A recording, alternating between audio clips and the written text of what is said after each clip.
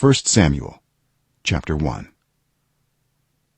There was a certain man from Ramathaim, a Zuphite from the hill country of Ephraim, whose name was Elkanah, son of Jeroham, the son of Elihu, the son of Tohu, the son of Zuph, an Ephraimite. He had two wives. One was called Hannah, and the other Peninnah. Peninnah had children, but Hannah had none. Year after year this man went up from his town to worship and sacrifice to the Lord Almighty at Shiloh, where Hophni and Phinehas, the two sons of Eli, were priests of the Lord. Whenever the day came for Elkanah to sacrifice, he would give portions of the meat to his wife Peninnah and to all her sons and daughters. But to Hannah he gave a double portion, because he loved her, and the Lord had closed her womb. Because the Lord had closed Hannah's womb, her rival kept provoking her in order to irritate her. This went on year after year. Whenever Hannah went up to the house of the Lord, her rival provoked her till she wept and would not eat. Her husband Elkanah would say to her, "Hannah, why are you weeping? Why don't you eat? Why are you downhearted? Don't I mean more to you than 10 sons?" Once when they had finished eating and drinking in Shiloh, Hannah stood up. Now Eli the priest was sitting on his chair by the doorpost of the Lord's house. In her deep anguish, Hannah prayed to the Lord, weeping bitterly. And she made a vow, saying, "Lord Almighty, if you will only look on your servant's misery and remember me, and not forget your servant, but give her a son, then I will give him to the Lord for all the days of his life, and no razor will ever be used on his head." As she kept on praying to the Lord, Eli observed her mouth.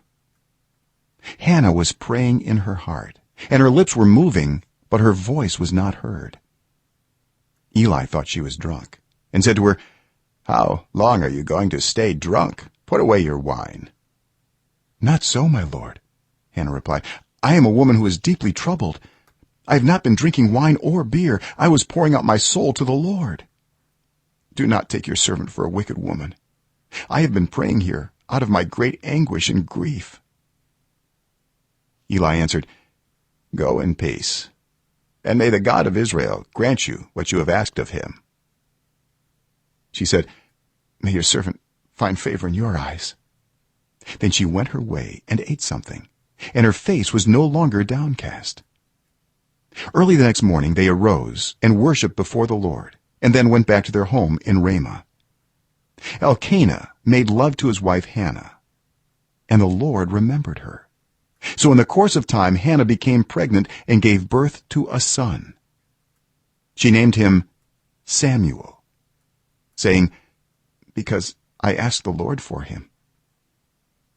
When her husband Elkanah went up with all his family to offer the annual sacrifice to the Lord and to fulfill his vow, Hannah did not go.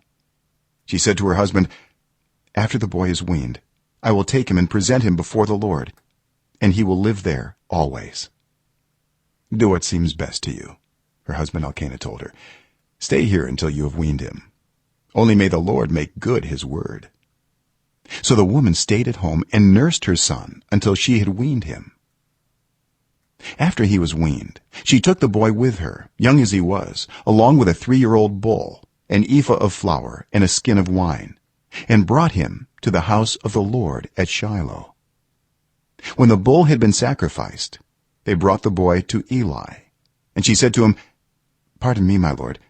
As surely as you live, I am the woman who stood here beside you praying to the Lord. I prayed for this child, and the Lord has granted me what I asked of him. So now I give him to the Lord. For his whole life he will be given over to the Lord." And he worshipped the Lord there.